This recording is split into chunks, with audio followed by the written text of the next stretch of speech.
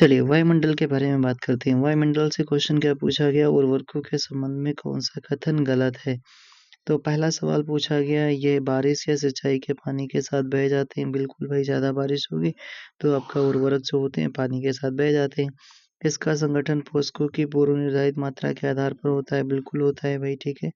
इसका संग्रहण उचित तरीके से किया जाना चाहिए, ठीक है।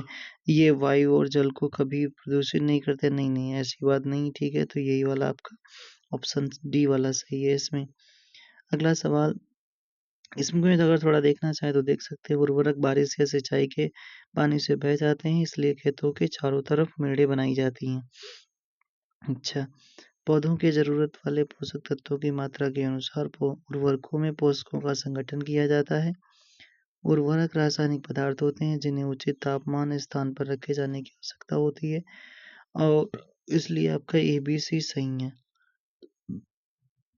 वायुमंडल में तड़ित यानी लाइटिंग द्वारा किस गैस का स्थिरीकरण हो सकता है? तो लाइटिंग द्वारा आपका नाइट्रोजन का, ठीक है, नाइट्रोफिकेशन जिसे कहते हैं। तड़ित द्वारा नाइट्रोजन गैस स्थिरीकरण हो सकता है। वायुमंडल में लगभग 78% और नाइट्रोजन पाई जाती है। वर्षा ऋतु या अन्य सामान्य दिनों में विद्युत विसर्जन तड़ित की क्रिया होने पर वायुमंडलीय नाइट्रोजन और ऑक्सीजन परस्पर संयोग करके नाइट्रिक ऑक्साइड बनाते हैं। नाइट्रिक ऑक्साइड ऑक्सीजन के साथ संयोग करके नाइट्रोजन डाइऑक्साइड बनाते हैं। यह नाइट्रोजन डाइऑक्साइड वर्षा जल में घुलकर नाइट्रिक अम्ल तथा नाइट्रस अम्ल में परिवर्तित हो जाते हैं। अब फिर क्या होता है, वर्षा जल के साथ मिट्टी में उचित चूना या अन्य क्षारीय पदार्थों के संयोग से या पौधों के लिए उपजाऊ नाइट्रेट या नाइट्राइट बन जाते हैं। अच्छा भैया, इतना परिवर्तन होता है। दी गई वायुमंडलीय परतों में से किसका घनत्व सबसे कम होता है? आयन मंडल का, बहिर्मंडल का, और क्या भी पूछा गया, और समताप मंडल का या मध्य मंडल का? तो सबसे जो घनत्व जिसका सबसे घनत्व होता है, बहिर्मंडल का सबसे कम घनत्व होता है। वायुमंडल में मौजूद इनमें से कौन सी गैस का उपयोग दहन, श्वसन, नाइट्रोजन के ऑक्साइड के निर्माण नामक तीनों प्रक्रियाओं में किया जाता है? तो ऑक्सीजन का भी किया जाता है। किसका? ऑक्सीजन का किया जाता है। वायु की वह परत जो पृथ्वी को घेरे हुए है वायुमंडल कहलाती है। पृथ्वी पर जीवन के लिए वायुमंडल आवश्यक है। वायुमंडल अनेक गैसों का मिश्रण है। अच्छा भैया, ठीक है। नाइट्रोजन है, ऑक्सीजन है, CO2 है, ऑर्गन है, ओजोन है, जलवाष्प इत्यादि एक निश्चित मात्रा में पाई जाती हैं।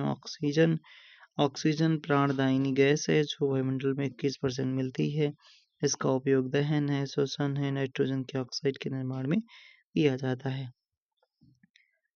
पृथ्वी को सूर्य की परावैंगनी किरणों से कौन सुरक्षा करता है?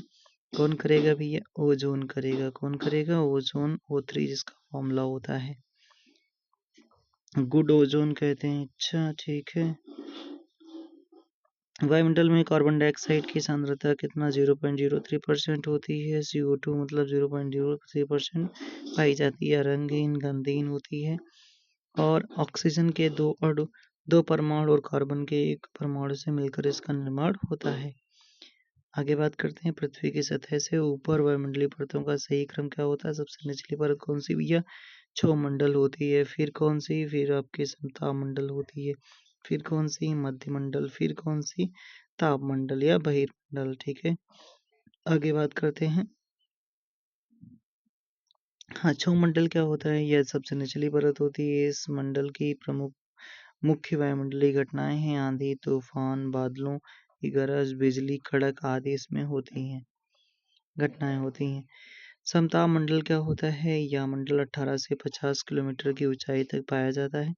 इस मंडल में प्रारंभ में ताप समान रहता है, परंतु 20 किलोमीटर के पश्चात ताप में ओजोन की वजह से वृद्धि होने लगती है। अच्छा, मंडल में उपस्थित ओजोन सूर्य से आने वाली हानिकारक पराबैंगनी को अवशोषित करता है। मध्यमंडल क्या होता है? यह समताप मंडल के ऊपरी पाया जाने वाला एक परत है जिसकी 50 से 80 किलोमीटर है, जबकि ताप मंडल जो समताप मंडल के ठीक ऊपर पाई जाती है। पृथ्वी की सतह के निकटतम वायुमंडल की परत कौन सी है? ये आपका क्षोमंडल है। कितनी बार बताया जाएगा? हवा के दबाव को आप क्या कहेंगे? तो हवा के दबाव को वायुमंडलीय दबाव कहा जाता है, एटमॉस्फेरिक प्रेशर कहा जाता है। 1 बार बराबर 10⁵ पास्कल होता है। वायुदाब किसमें मापते हैं? बैरोमीटर से मापा जाता है।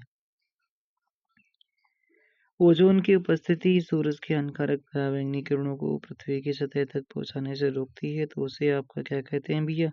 उसे स्ट्रेप्टोस्फीयर कहा जाता है। सी ऑप्शन, ठीक है, जिसे समताप मंडल आप कहते हो।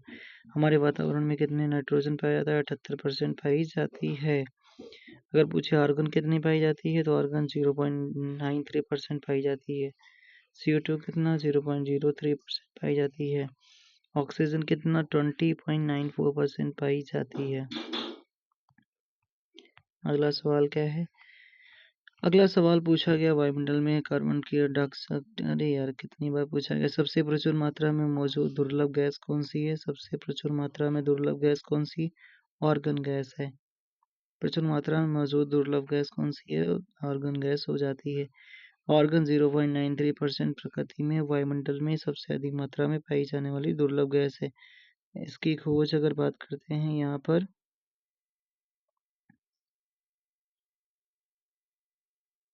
हाँ, आगे बात करते हैं। अगर इसकी खोज की बात की जाती है तो विलियम रैमसे ने की है। आर्गन का उपयोग विद्युत बल्ब में भरने में किया जाता है, क्योंकि इसकी उपस्थिति में विद्युत बल्ब का तंतु ज़्यादा समय तक सुरक्षित रहता है। वायुमंडल के अध्ययन को क्या कहा जाता है? वायुमंडल के अध्ययन को भाई साहब क्या कहते हैं? मीटियोरोलॉजी कहा जाता है। एटमॉस्फेयर के अध्ययन को क्या कहते हैं? मीटियोरोलॉजी। अच्छा, मीटियोरोलॉजी कहा जाता है। वायुमंडल का अध्ययन मीटियोरोलॉजी कहलाता है। जीव समुदायों या उनके वातावरण के साथ पारस्परिक संबंध इकोलॉजी कहलाता है। पुष्पों का अध्ययन एंथोलॉजी कहलाता है। छिपकलियों का अध्ययन सारोलॉजी कहलाता है। सारोलॉजी कहलाता है। वायुमंडल के किस परत से रेडियो का संचार संभव होता है? तो आयन मंडल से होता है भैया। किससे? आयन मंडल से होता है। रेडियो का संचार वायुमंडल के आयन मंडल से, आयन मंडल परत से संभव होता है, क्योंकि आयन मंडल अनेक आयनित कणों से मिलकर बना होता है, जिसमें प्रकाश संकेत का परावर्तन संभव होता है, जिससे से प्रकाश संकेत या ध्वनि संकेतों को पुनः प्राप्त करके रेडियो द्वारा प्रसारण किया जाता है।